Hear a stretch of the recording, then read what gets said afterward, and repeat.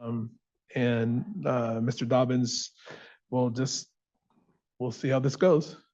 All right, our first speaker is Dave Everett.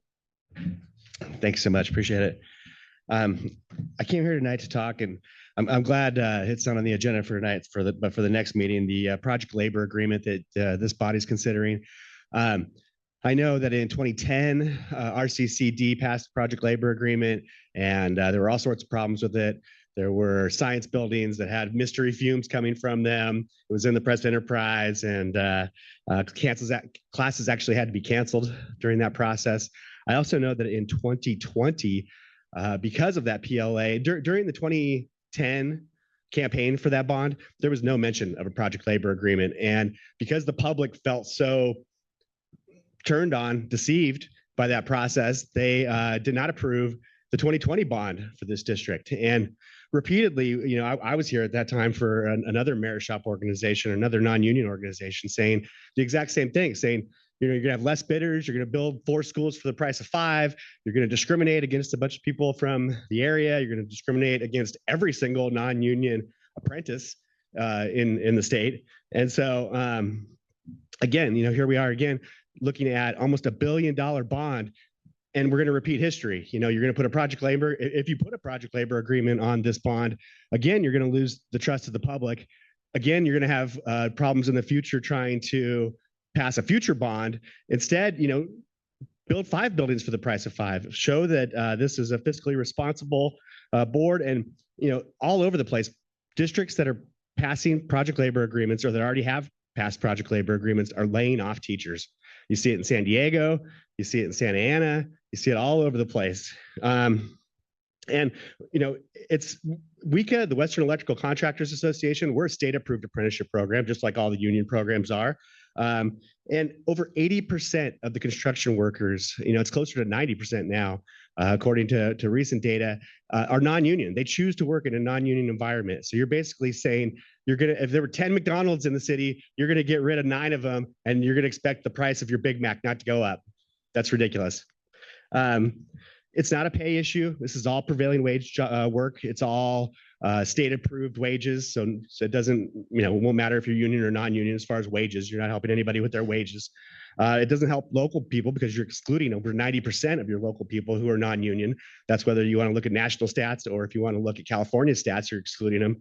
And worst of all, in my opinion, is that you're excluding 98% of Black and Latino construction companies. According to the National Chamber of Commerce president, Harry Alliford, 98% of Black and Latino construction companies are non-union. And if all of the construction companies are 90% non-union, not shocking to see that 8% more in the Latino and African-American community would be non-union as well. And that's why the only state-certified Black apprenticeship program in California, the Black Contractors Association, opposes project labor agreements. Their apprentices, nor any other union-free apprentices, are allowed to be used under PLAs.